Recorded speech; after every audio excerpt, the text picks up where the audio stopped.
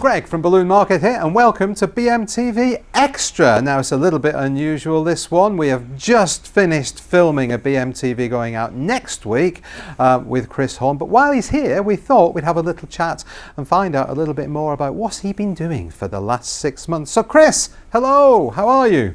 Hi, Greg, how are you? I'm good, thanks. So, the last 6 months, it's been, obviously, the world has changed. What's that been like for you? What have you been doing?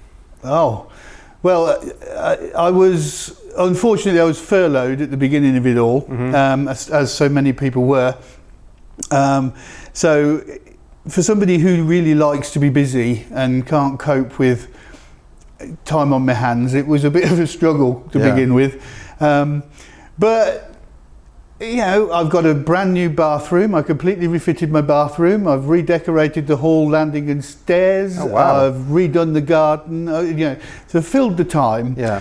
But it was extremely frustrating because we were just about to get going on a whole new bunch of, sort of resources and support and training materials and everything else, and then just stopped. And there was so much to do, and I couldn't do it, and that was really annoying. Yeah. And then there was also the guilt feeling for those people that were not furloughed, that were all trying desperately to keep the ship afloat while we weren't there. So it was a very, very odd feeling. But mercifully, we're back now. How does it feel for you now, being back at work? It's different. Everything's changed because we are encouraged to work from home as much as possible. We've tried that, but the sort of thing that I do, and it doesn't translate. I can't do it in my dining room at home. It don't work. It's hard, isn't it? It is. So trying to balance I've got this much desk work and this much figures analysis or whatever it is. I could do that at home on Monday and Tuesday, but then I still need to come in on Wednesday and Thursday. But we're getting there. We're reaching a balance, and it's been fine. And obviously, there's an awful lot of catch up to do. So we've been trying to go at things, hell for leather for the last 8 weeks to catch up. But we're nearly there. We are almost there. Good. Well, you've mentioned resources. Obviously, you're in the Amscan studio. It would be fair to say. And that's obviously a new resource. Do you want to tell us a little bit more about the resources that you have talked about there? It's really, really exciting because we've talked about so many things for so long. Oh, we ought to do this, we ought to do that, but never kind of got round to it. And this really has forced our hands to change the way we do things. We're not going to be doing any face-to-face hands-on training for the foreseeable future. How else can we get the message out there? So we've got a little setup. We've invested in some equipment. I've got a weird sort of Men in Black ear. All sorts of strange. It's very strange, but we're getting there.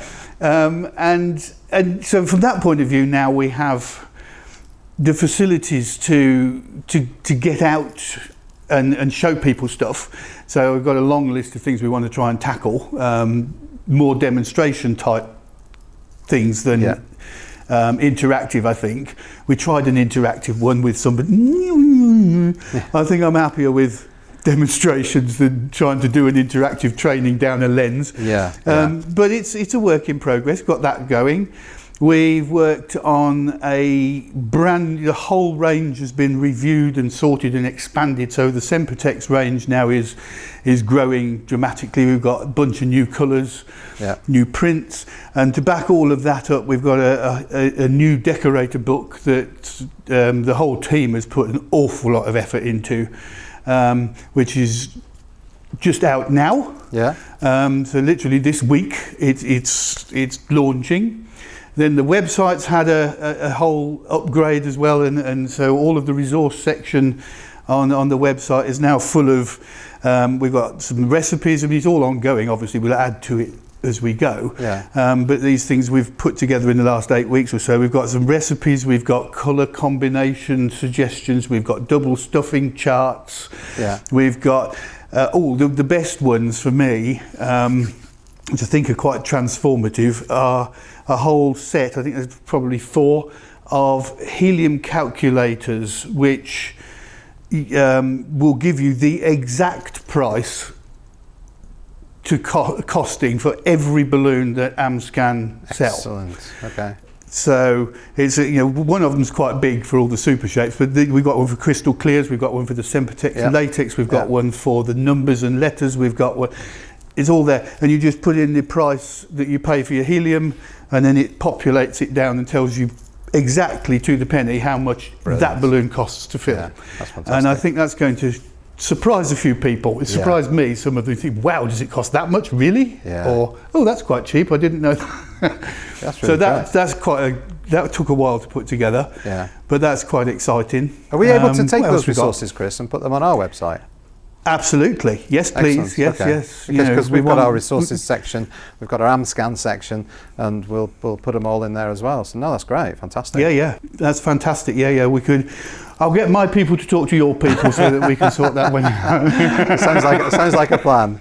So what else? You talked about there's a stock lot there. going on. It's been ever so exciting. You've talked about stock there, Chris. So obviously there have been some stock issues over the last few months, which we always knew was going to happen because Colombia or wherever the balloons are made, wherever they are in the world, they locked down at some point, and so the manufacturing didn't happen. So that was always going to come through to you guys, to us, to our customers, and then to their customers. So there was always going to be this issue.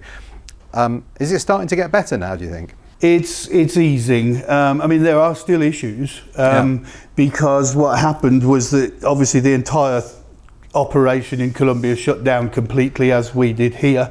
But then when it started to come back, the sales department or the sales side of the business got going before the manufacturing side did. So all of their backup stock was sold. So when the manufacturing side got going again, everything had to start from scratch. So it has taken a long time for Sempertex to build up the stocks to be able to ship it.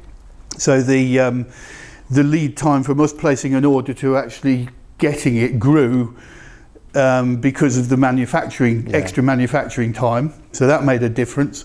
The good old Drugs Administration got involved as well. So they've now decided to check on every container that comes into the country from Colombia. So that adds a bit more time. Oh, wow, However, the team here have worked really, really hard. And we've been forecasting like crazy, and there are containers arriving all the time now. For the next, right up until the end of the year, we've got regular containers coming in with backup stock and large quantities of things as well. So it is easing. As soon as those start to come through, which we've got one next week, we've got one 2 weeks after that, another one 2 weeks after that, things will start to get better, because instead of just ordering what we need to fulfill back orders and a bit more, we've ordered what we think we're going to sell over the next 4 months. So it will put us in a decent situation. There'll still be gaps here and there, there'll still be surprises, but generally speaking, the stock situation is on the way to becoming much, much better. So just hang in there a little bit longer and we're nearly there. Can we get some white balloons, please?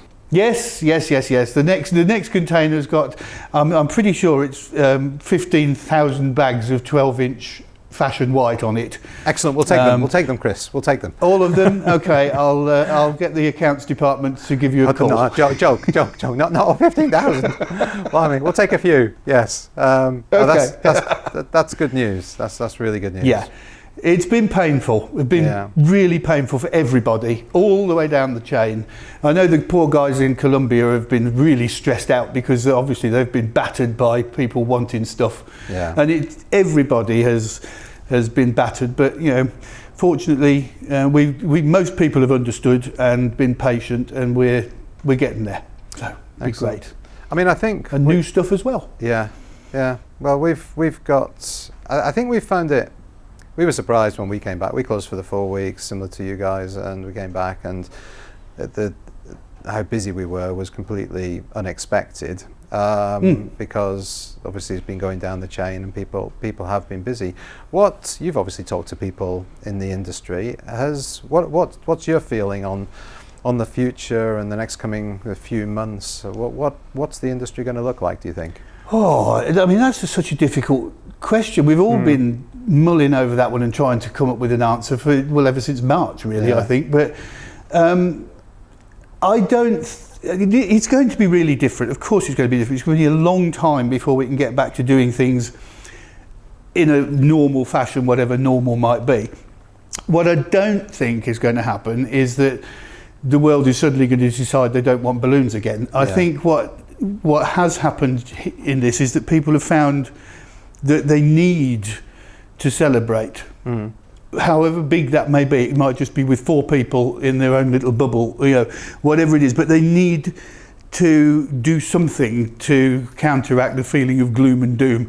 And I think the longer it goes on, the more ingrained that's going to become. So as far as I'm concerned, maybe I'm looking through rose-coloured glasses, I've no idea. My crystal ball went all foggy around April time. But I just get a feeling that people will have become more used to purchasing balloons, party wear, whatever, and having little celebrations, and I think that will continue. So I don't think that we're going to go back. It's not going to slump. It may level a bit, but I think it's improved. This will have done the industry good in a funny kind of way.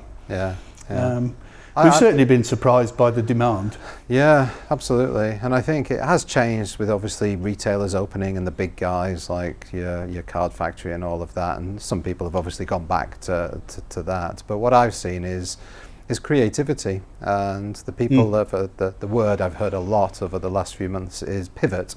So businesses have had to pivot and change how they do things or change what they offer. And those that have managed to do that, which tends to be the majority, I would say, of our industry, very adaptable, have done okay. But I do know, obviously, there still are some people that are suffering. Some shops are still suffering, and I think it is going to be really interesting. But I do try and stay as positive about it as possible, because I think, as you say, in these days of doom and gloom, that I think people want to do something that just gives them that little bit of a boost, really. So and what you said just then is actually key. Yes, there will be, and my heart goes out to the small independent people that are really struggling, that have had to come through all of this. I can't imagine how dreadful it's been, but there's been an awful lot of other people that have pivoted, that have made the change, and that's, I don't want to preach, I don't want to give advice, because nobody's got an answer. But when you look at it, when you're in this, I suppose we're in a privileged situation where we have contact with so many businesses, and when you look at what's been going on, there is a way through.